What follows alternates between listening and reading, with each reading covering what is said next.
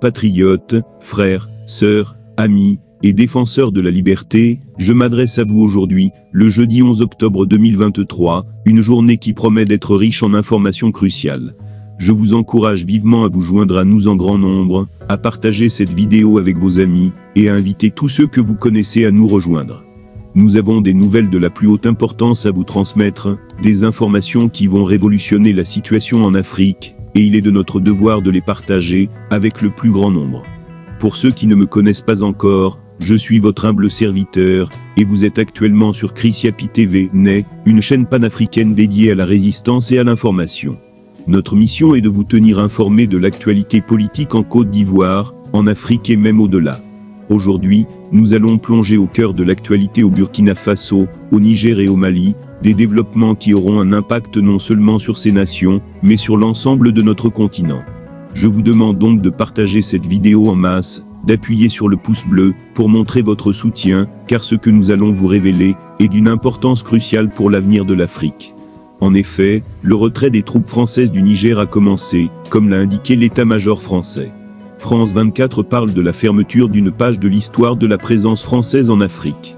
Les opérations pour le retrait des soldats français présents au Niger ont débuté le mardi 10 octobre, selon des informations de l'état-major de l'armée française relayées par l'AF. Jusqu'à présent, environ 1400 soldats et aviateurs français étaient déployés au Niger, à Niamey sur 2 bases avancées dans le nord-ouest, à Oualam et Tabaré-Baré.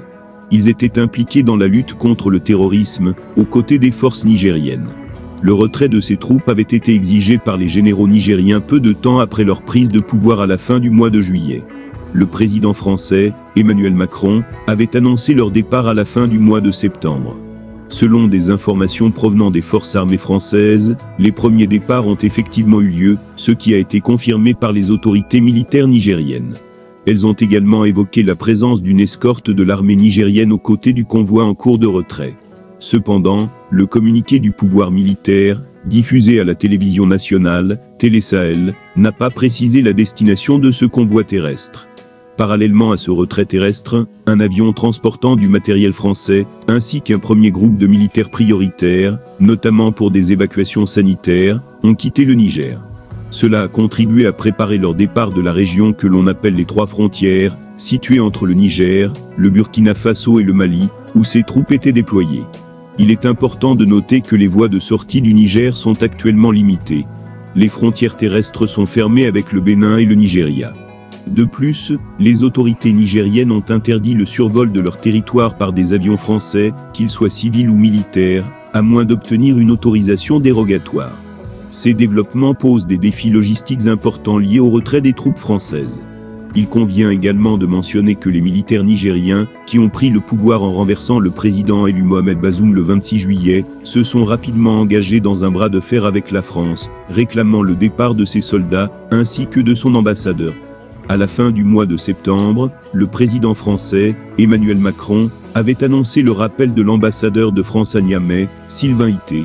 Par ailleurs, l'Algérie a annoncé qu'elle suspendait temporairement sa médiation visant à trouver une solution à la crise au Niger, en attendant d'obtenir des clarifications concernant la mise en œuvre de cette médiation. Il est à noter qu'Alger avait proposé un plan de transition de 6 mois à la fin du mois d'août. Cependant, au début d'octobre, l'autorité militaire nigérienne avait rappelé que la durée de la transition serait uniquement déterminée par un dialogue national inclusif.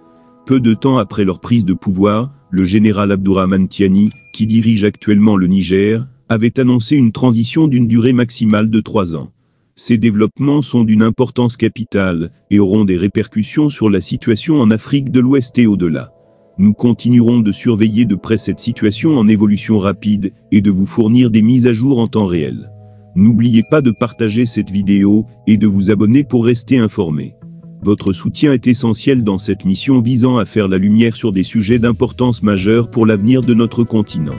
Restez vigilants et que la quête de la vérité et de la justice continue.